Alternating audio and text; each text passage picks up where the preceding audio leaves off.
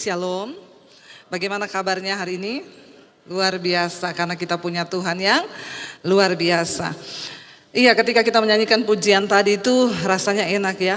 Dan ku tahu kau sediakan menurut firman-Nya bagi kemuliaan-Nya. Ketika kita menyanyikan pujian, ketika kita mendengarkan firman, rasanya enak di dalam hadirat Tuhan. Ketika kita ada di tempat ini memuji Tuhan, rasanya yes, dekat sama Tuhan, masalah lupa. Tapi ketika kita pulang ke rumah, kita kembali berhadapan dengan yang namanya masalah, persoalan. Apakah kita tetap percaya? Apakah kita tetap berkata, Tuhan, aku percaya aku akan melihat janji-janji-Mu.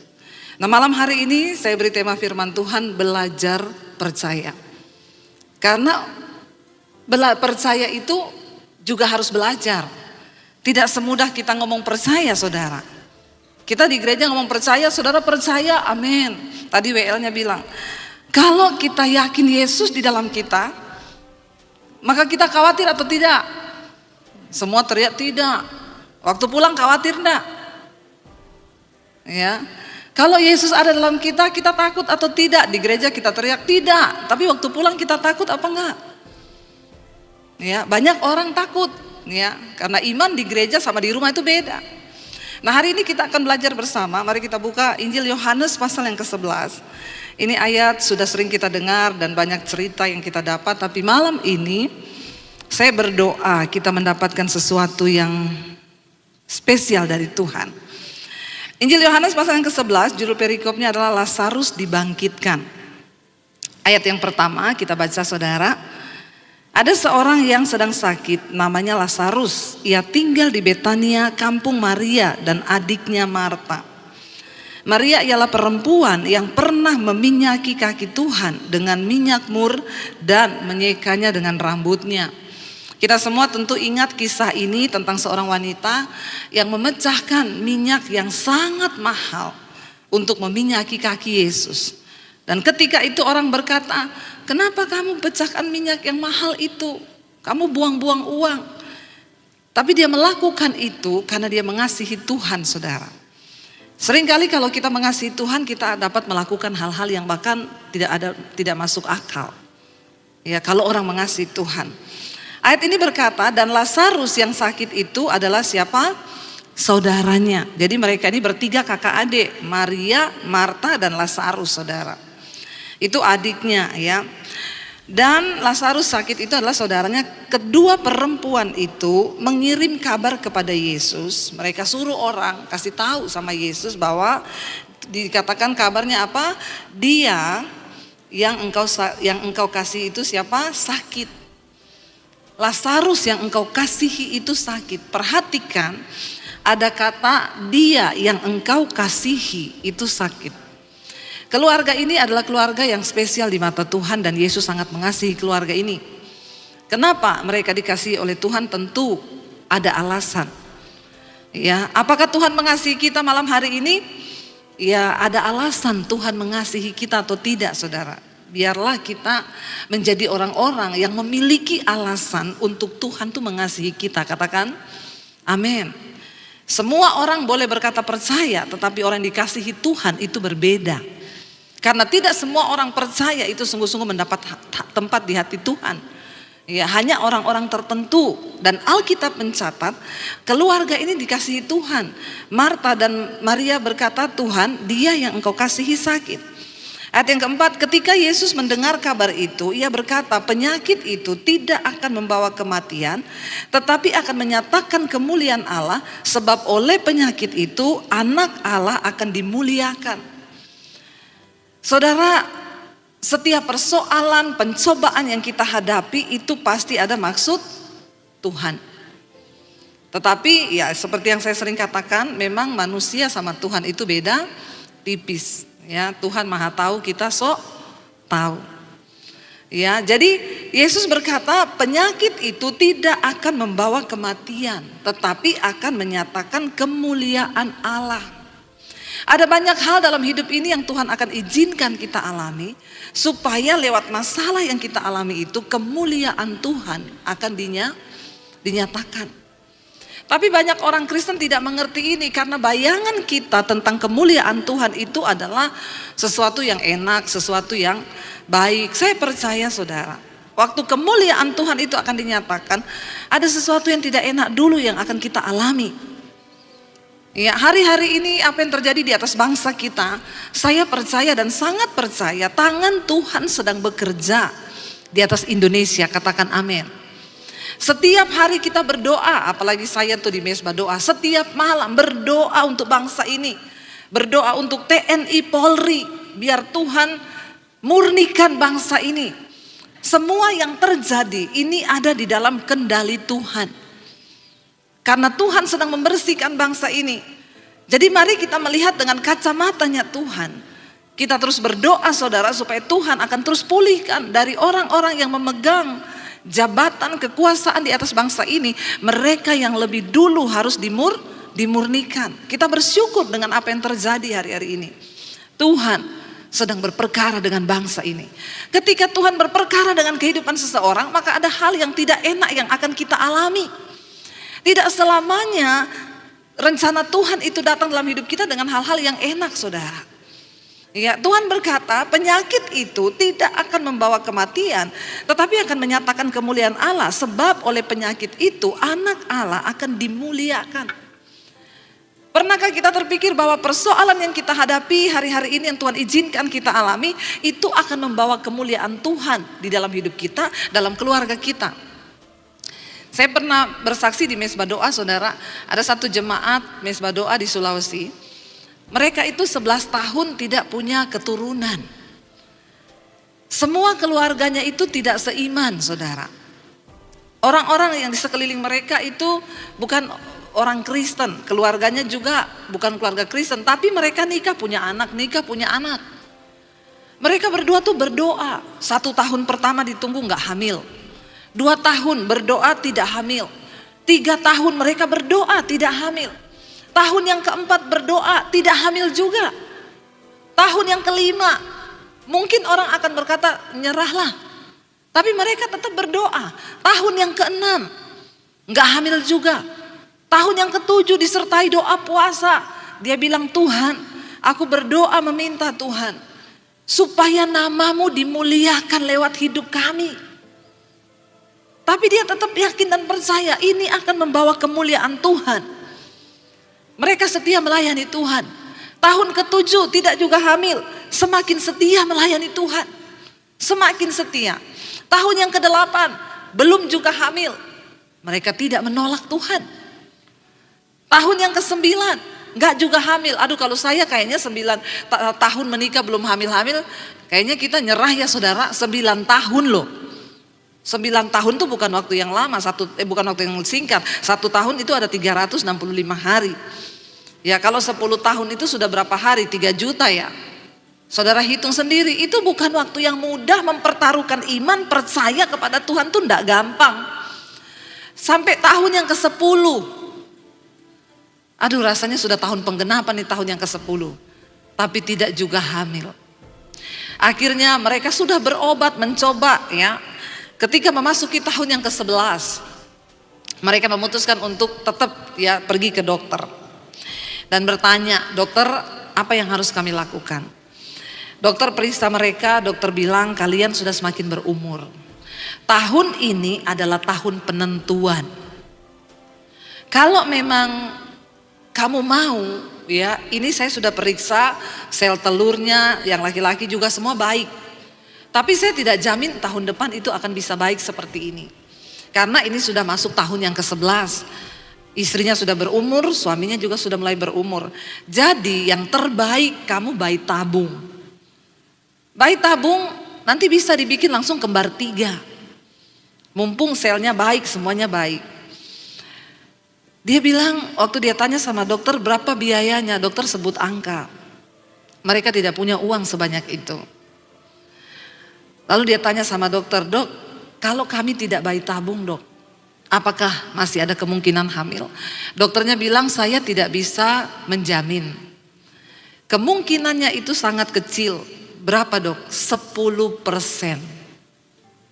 Dan itu sangat kecil dan kemungkinan juga nggak bisa karena istrinya sudah punya kista dan lain sebagainya. Lalu suaminya dan istrinya itu berkata kepada dokter, oke dok, kami ambil yang 10% itu bersama dengan Tuhan. 10% bersama Tuhan. Karena memang nggak ada biaya untuk kami bayi tabung. Lalu mereka pulang, saudara, rasanya lemes, tetapi mereka tetap berdoa. Sampai suaminya itu cerita ke saya, Bu, saya berdoa, ya. Mereka juga pendengar setia Mesbah Doa, tiap malam tuh kalau ibu berdoa dalam nama Yesus, yang belum hamil, tumpangkan tangan di kandunganmu, perkatakan keturunan ilahi Tuhan berikan. Dia bilang itu istri saya selalu tumpang tangan, Bu. Kami percaya Tuhan 10% dengan iman bersama Tuhan. Tidak ada perkara yang mustahil.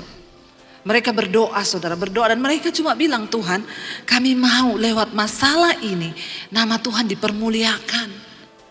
Karena saudara-saudara saya ini bukan Kristen. Mereka bilang, masa kamu doa gak dijawab sama Tuhanmu? Kalau Tuhanmu sakti, minta dong. Mereka belajar percaya. Dan 11 tahun untuk belajar percaya itu gak gampang. Tapi dia bilang, Tuhan perhitungkan. Aku melayanimu Tuhan dan tidak pernah mundur. Sekalipun sudah hampir 11 tahun kami menjalani ini. Dan akhirnya saudara, temannya juga satu orang gereja ngomong, dia sudah bayi tabung langsung dibikin kembar 3. Dia bilang gak usah tunggu lama, uang itu kamu bisa cari.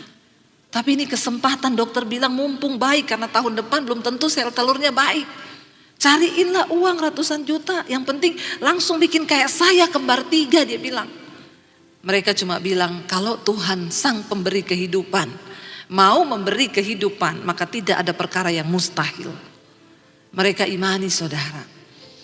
Tiba-tiba ada satu orang teman yang lama tidak pernah ketemu, telepon.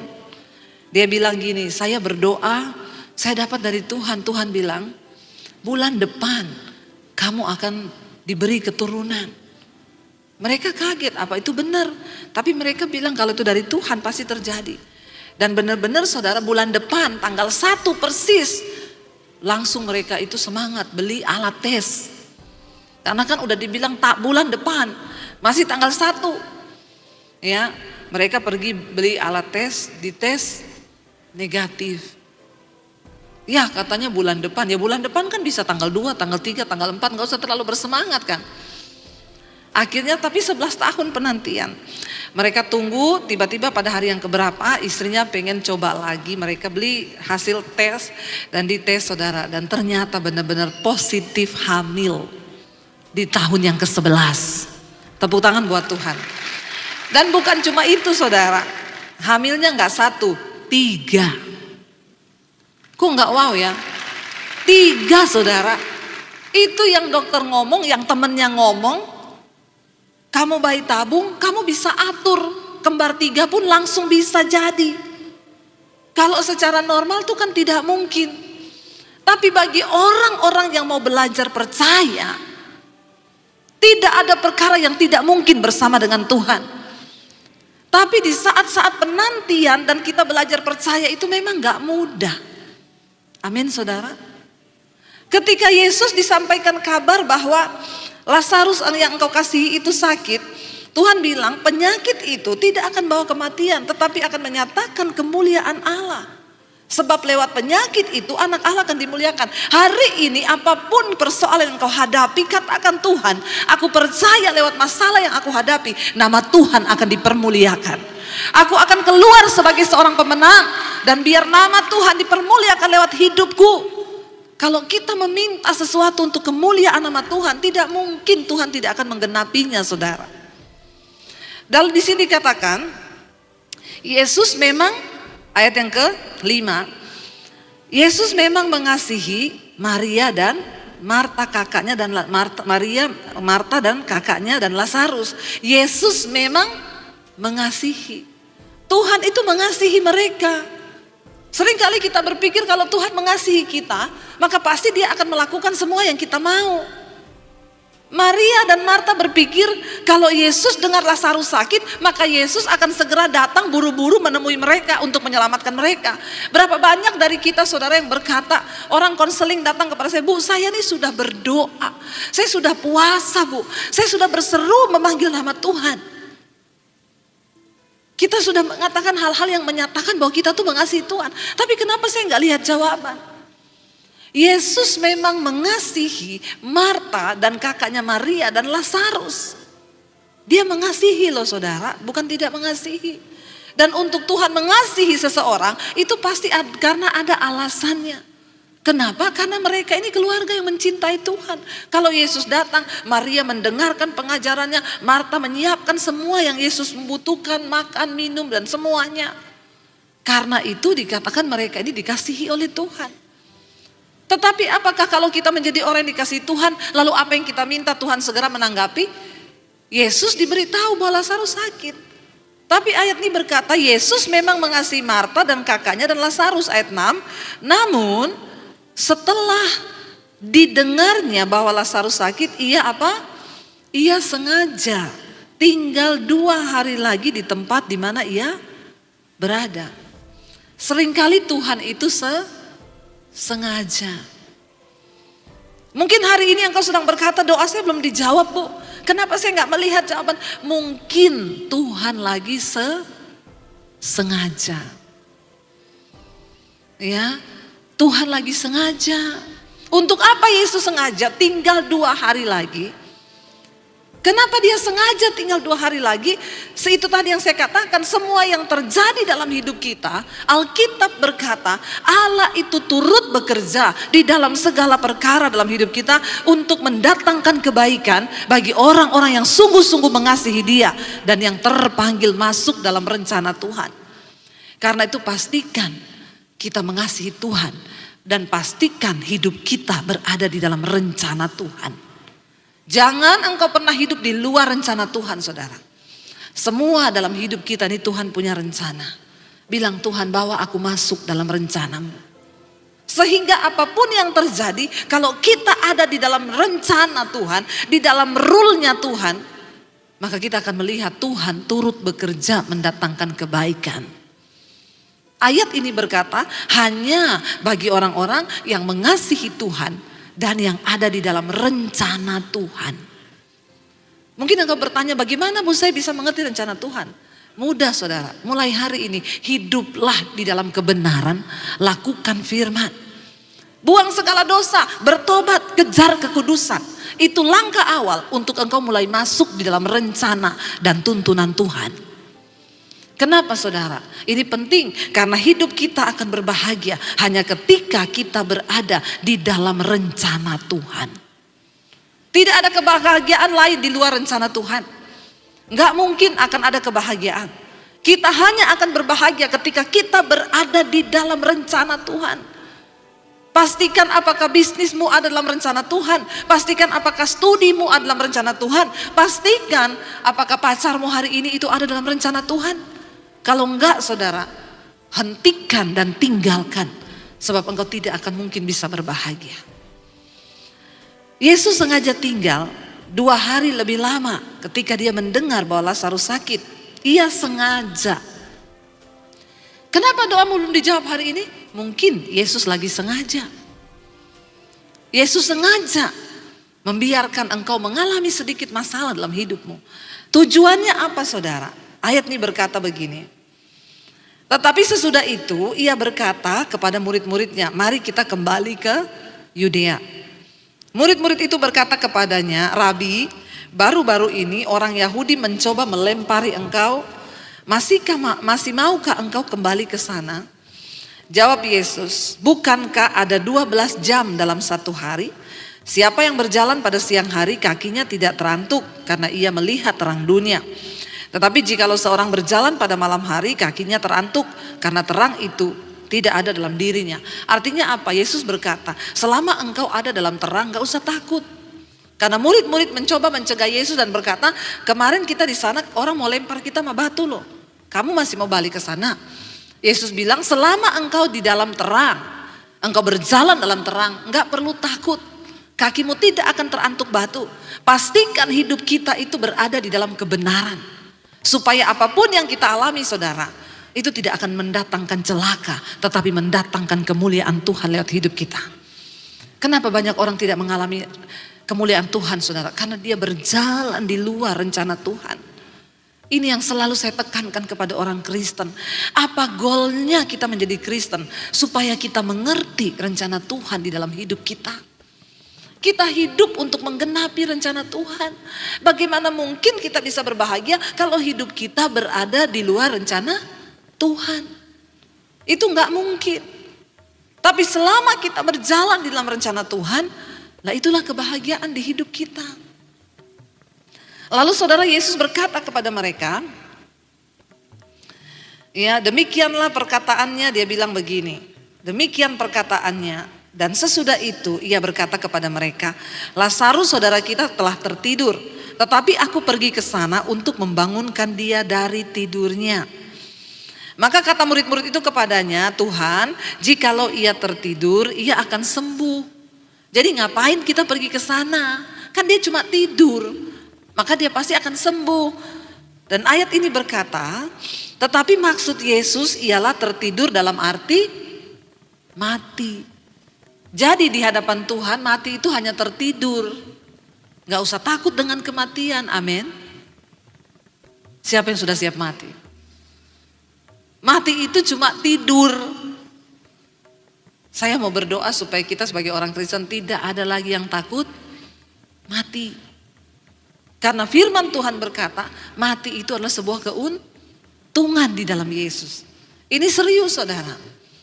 Yesus bilang, dia berkata maksud Yesus ialah tertidur dalam arti mati.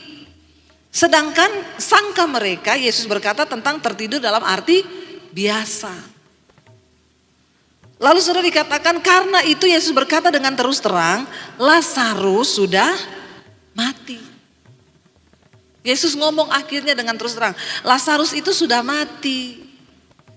Tetapi ini yang nyeleneh saudara, kalau saya bilang ya Yesus itu agak aneh ya mungkin di mata murid-muridnya.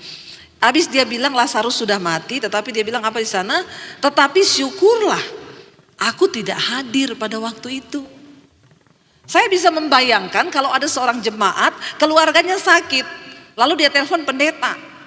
Nggak ketemu sama pendeta itu, di telepon nggak diangkat-angkat, di WA nggak dibalas, nggak ketemu. Singkat cerita keluarganya itu mati.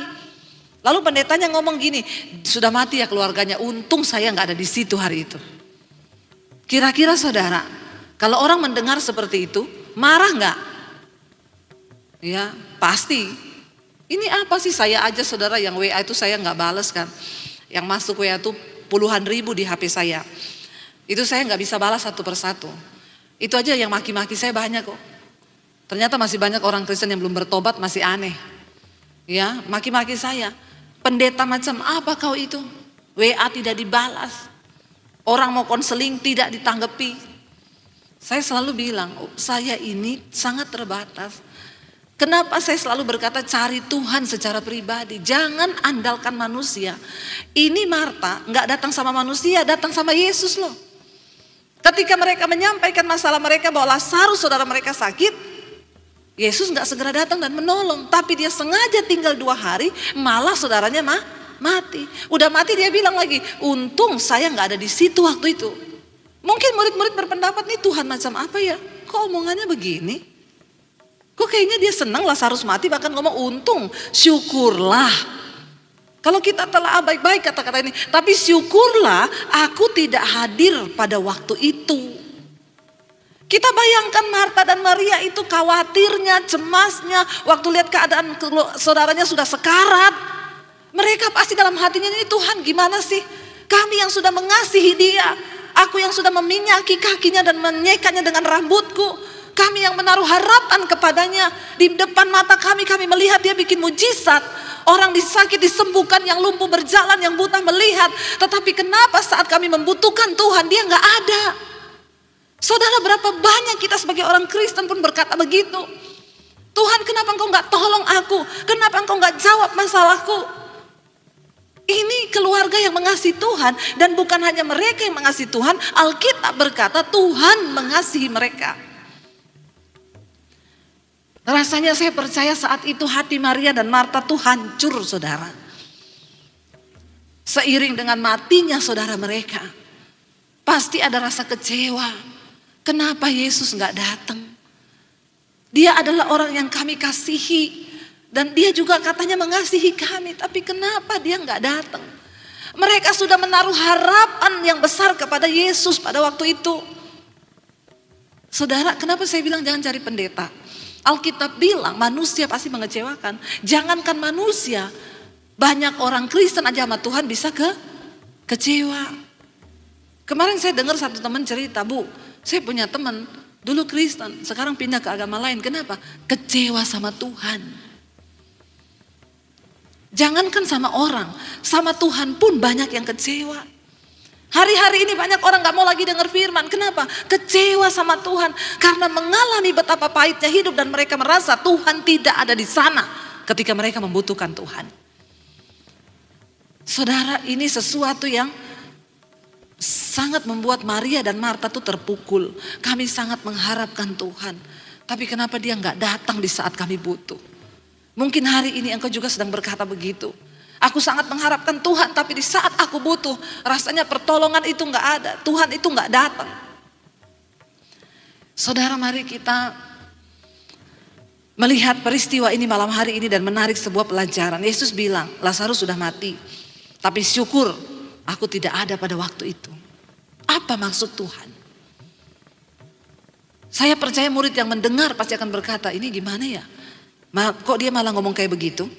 Sebab demikian lebih baik bagimu supaya kamu dapat belajar percaya.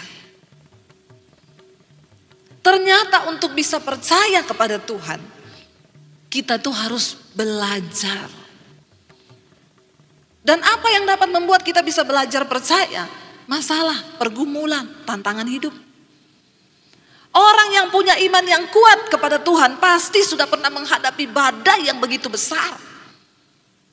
Makanya imannya bisa kuat dan tidak tergoyah. Hanya orang-orang yang sudah belajar percayalah yang dapat melihat mujizat terjadi dalam hidupnya.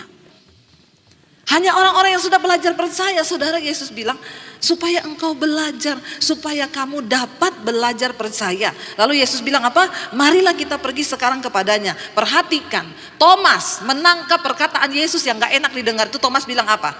Thomas yang disebut Didimus berkata kepada teman-temannya, yaitu murid-murid yang lain. Yesus, dia bilang apa, saudara? Ayat yang ke-16. Ayat yang ke-16 Thomas bilang begini, marilah kita pergi juga untuk mati bersama-sama dengan dia. Kenapa ada perkataan ini keluar dari mulut Thomas? Karena dia dengar Yesus ngomong, Lazarus sudah mati, tapi untung aku gak ada. Itu menjadi sandungan. Makanya Thomas bilang, yuk kita pergi biar kita juga mati sama-sama di sana. Dalam hatinya Thomas, kenapa dia gak peduli Lazarus mati? Malah dia bilang, untung aku gak di sana, syukurlah saya gak ada di sana waktu itu. Thomas mengejek.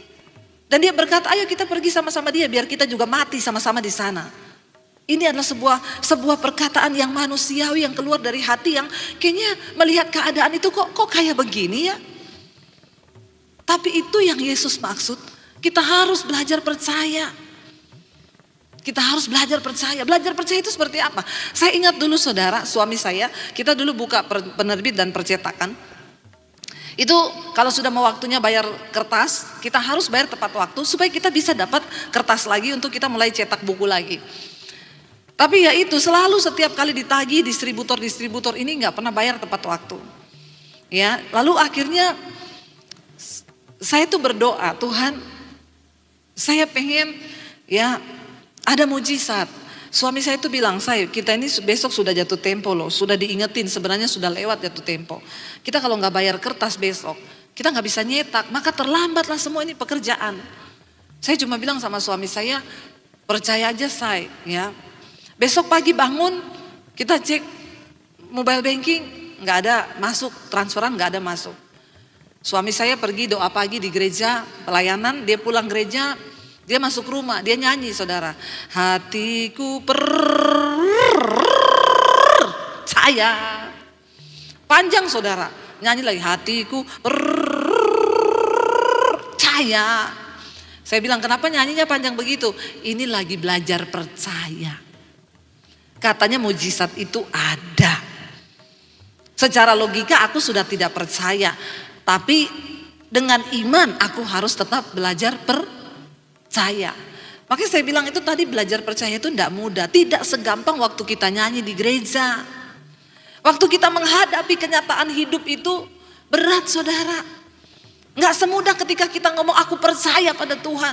Allahku kan memenuhi kebutuhanku dengan segala kekayaannya, besok jatuh tempo ini. Nggak usah angkat tangan. Ya, besok jatuh tempo, adakah iman? Bagaimana caranya? Sementara firman Tuhan berkata begini-begini, untuk bisa memiliki iman yang teguh, yang benar-benar menghasilkan mujizat, itu ada tahapnya, ada prosesnya, yang namanya proses belajar. Belajar percaya. Lalu saya bilang sama suami saya gini, Say, kamu percaya ya Say? Tidak ada yang mustahil bagi Tuhan. Ini nanti siang saya bilang, nanti siang, ini kamu mau apa? Dia bilang, ini saya nanti siang mau lihat anak-anak musik latihan di gereja. Karena dia waktu itu juga koordinator musik di satu gereja.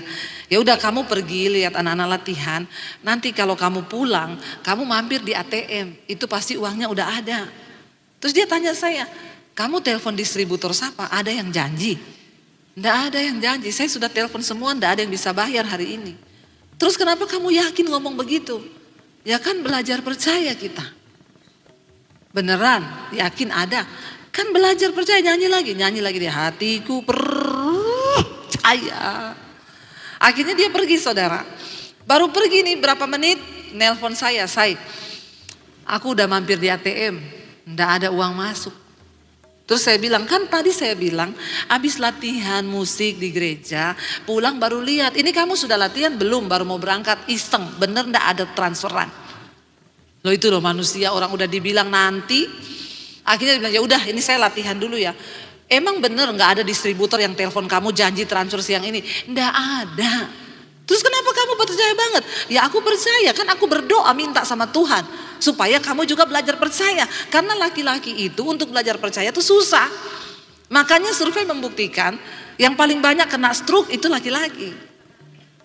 Kenapa saudara? Karena laki-laki itu ukuran otaknya lebih kecil daripada perempuan, tetapi memorinya full. Semua dipikir, dia nggak mau pakai iman, dia pakai pikiran. Kalau rasionya berkata nggak mungkin, ya nggak mungkin.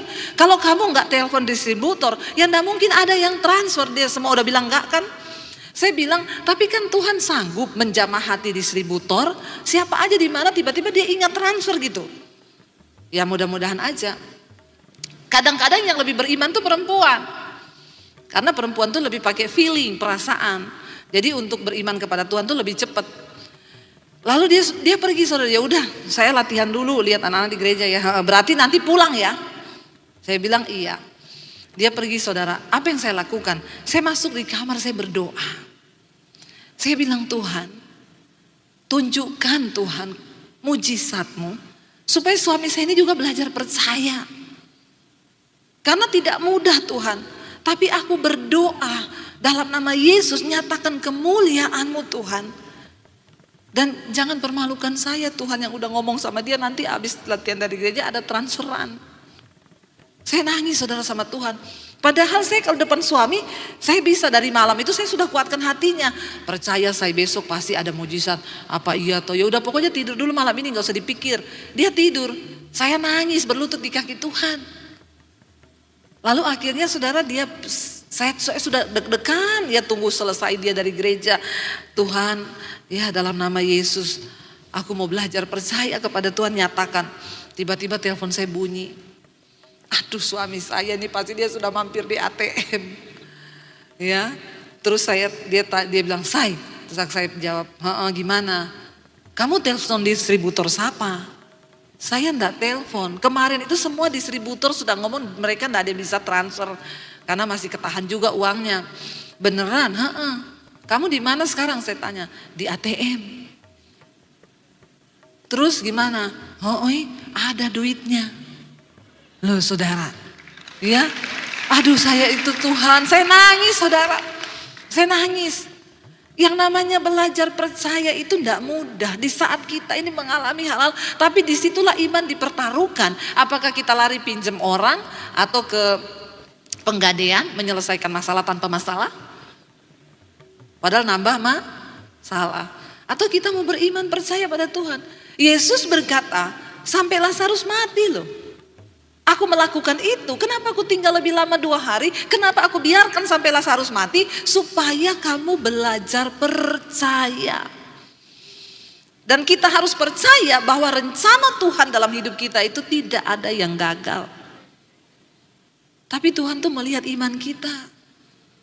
Waktu kita ngomong percaya itu tidak semudah ketika kita mengalaminya dalam hidup kita. Tapi tetapkan hati kita saudara untuk tetap percaya. Tuhan mau sesulit apapun, aku percaya firman-Mu itu gak pernah gagal. Bahkan sekalipun mungkin kami belum melihat, tapi kami mau tetap percaya. Saya minta suami saya untuk main piano. Saudara, mari kita sungguh-sungguh beriman kepada Tuhan.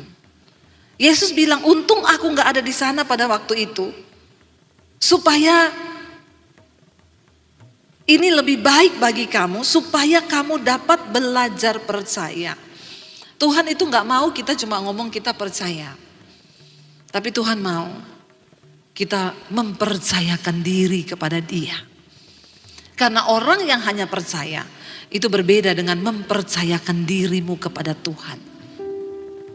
Ketika kita berkata kita mempercayakan diri kita kepada Tuhan, itu artinya kita percaya bahwa Tuhan sanggup melakukan segala perkara dalam hidup kita. Saudara percayalah, tidak ada yang terlalu sulit bagi Tuhan. Tidak ada yang terlalu sukar. Bahkan ketika Yesus sampai di tempat itu, semua berkata, sudah terlambat. Dia sudah dikuburkan. Maria dan Marta bilang, kenapa engkau baru datang? Betapa teganya engkau Tuhan. Ketika semua sudah terlambat, Lazarus sudah mati. Bahkan dia sudah dikubur 4 hari dan sudah berbau busuk. Kenapa engkau baru datang? Saudara, seringkali dalam hidupku ini kita pun merasa Tuhan terlambat. Tapi dengar baik, hari ini saya mau bilang, tidak ada yang terlambat bagi Tuhan. Mungkin hari ini engkau berkata, Tuhan, bisnisku sudah mati. Keuanganku sudah mati. Rumah tanggaku sudah mati Tuhan. Tidak ada lagi harapan. Bahkan Maria dan Marta berkata dia sudah berbau busuk. Tapi Tuhan bilang, rencanaku tidak akan pernah gagal. Waktu kita mau belajar percaya, maka rencana Tuhan atas hidup kita tidak pernah gagal. Percayalah saudara, Dia Tuhan yang sanggup melakukan jauh lebih besar dari apa yang kita doakan dan harapkan. Kita punya Tuhan yang hidup. Dia Tuhan yang menciptakan semesta. Dia yang mengatur segala yang ada di dunia ini. Apakah Dia tidak sanggup memulihkan hidupmu? Apa Dia nggak sanggup untuk menjawab setiap doa dan keluhanmu? Tapi seringkali Tuhan sengaja membiarkan kita ada dalam persoalan. Supaya apa? Supaya engkau belajar percaya. Biar hari ini kita mau bilang, Tuhan, kami mau belajar percaya. Bahkan walaupun kami belum melihat semua rencana-Mu Tuhan, tapi kami mau belajar tetap percaya kepada Tuhan.